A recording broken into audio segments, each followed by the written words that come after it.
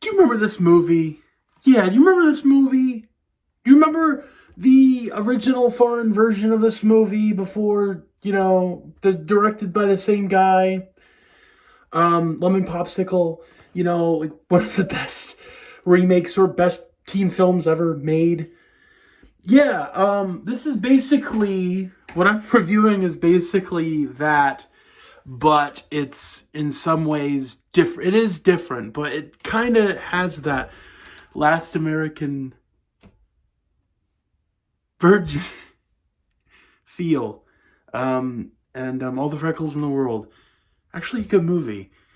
It of course is dubbed.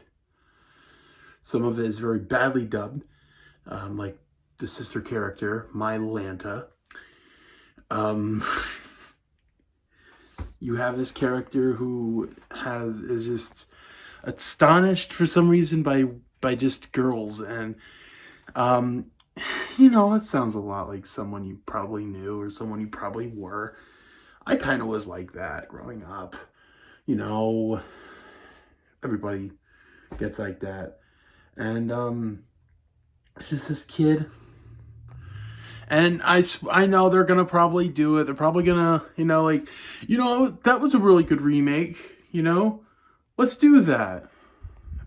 This at least has really has really good music.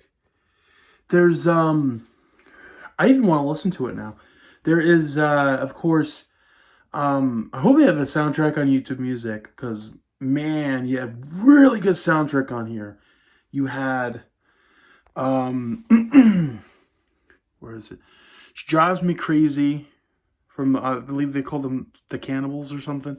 That's in the Career Opportunities. You got Get a Little Bit of My, from Supertramp.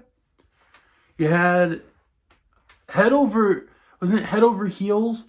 A Mexican rendition of Head Over Heels by the Go-Go's, which is my favorite. It's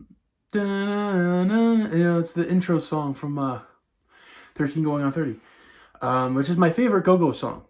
So it's really good. This is in the 90s, and I hope they really do if they do want to do a remake or something, now with the laws, but these are for remakes that are over 30 years old, and this movie is made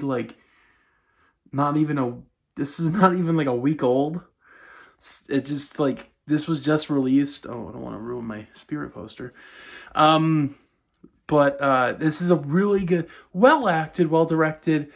Again, some of the dubs are pretty bad. The one lady, I don't know if it's the principal, and then the little girl. But you have wonderful little actors here. This blonde girl who's really famous in Mexico.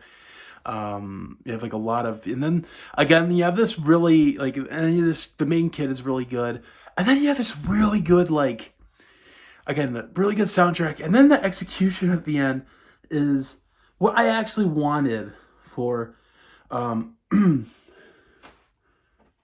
this movie, because of course it's actually based on the director. The director went through that, I actually did. But it continues. That's what I wanted for both movies. I wanted it, even Albert and I talked about it. I like the ending of it, perfect ending. But then you think, I liked how this movie continues, and he actually falls in love with this baseball girl, this softball player, which is a really cute little girl, who just is just keep on playing softball, and then he's just thinking, he's listening to this music, and he's looking at her. And I actually like how it ends. That there is hope, and it kind of has that cast. It also reminded me of Castaway at the end and 500 Days of Summer, where there's always another there's another fish in the sea, and there's a sign for hope, and there's a sign of resurrection for yourself, and I like that. I